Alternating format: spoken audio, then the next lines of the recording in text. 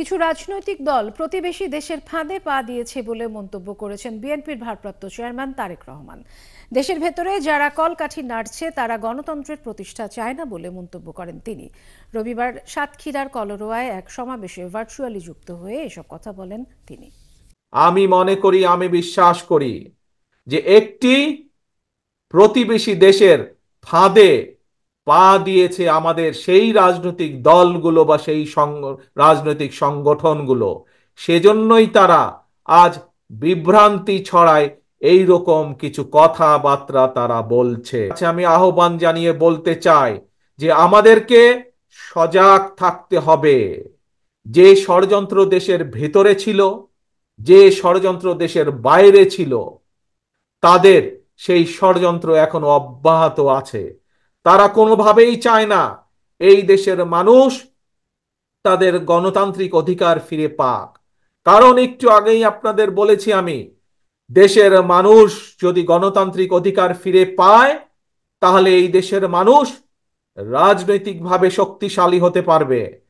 তাহলে এই দেশের মানুষ ধীরে ধীরে আস্তে আস্তে শক্তিশালী অর্থনৈতিক বুনিয়াদ গড়ে তুলতে পারবে। এবং দেশের মানুষ যখন অর্থনৈতিকভাবে, প্রতিটি সাধারণ মানুষ যখন অর্থনৈতিকভাবে শক্তিশালী হতে পারবে, নিজ মেরুদণ্ড সোজা করে দাঁড়াতে পারবে, তখন এই ষড়যন্ত্রকারীদের সব প্ল্যান প্রোগ্রাম ভেস্তে যাবে। সেই জন্যই ওই ষড়যন্ত্রকারীরা চায় না, সেই জন্যই দেশের ভিতরে এবং দেশের বাইরে থেকে যারা কলকাঠি নাড়ছে, তারা চায় না যে এই দেশের মানুষ গণতন্ত্র ফিরে পাক। প্রিয় ভাই বোনেরা, কিন্তু এই দেশের মানুষই 1971 সালে যুদ্ধ করে দেশ স্বাধীন করেছে। এই দেশের মানুষ 90-এ আন্দোলনের মাধ্যমে স্বৈরাচারের পতন ঘটিয়েছে। এই দেশের জনতা, এই দেশের জনগণই আবারও 2024 সালে পৃথিবীর অন্যতম স্বৈরাচারের পতন ঘটিয়েছে। শুধু পতনই ঘটায়নি, স্বৈরাচারকে এই দেশ থেকে বিতাড়িত করে দিয়েছে।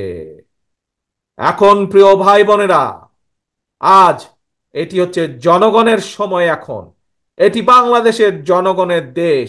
কাজে আজকে জনগণকে সচেতন হতে হবে, জনগণকে সিদ্ধান্ত নিতে হবে। যদি যে সম্ভাবনার কথা আপনাদের সামনে আমি বলেছি, এই রকম সম্ভাবনা আমি বলেছি বাংলাদেশের প্রতিটি জেলা, প্রতিটি অঞ্চলে আছে। আমরা যদি এই সম্ভাবনাগুলোকে কাজে লাগাতে পারি, বাংলাদেশের মানুষের ভাগ্যের পরিবর্তন অবশ্যই করা সম্ভব।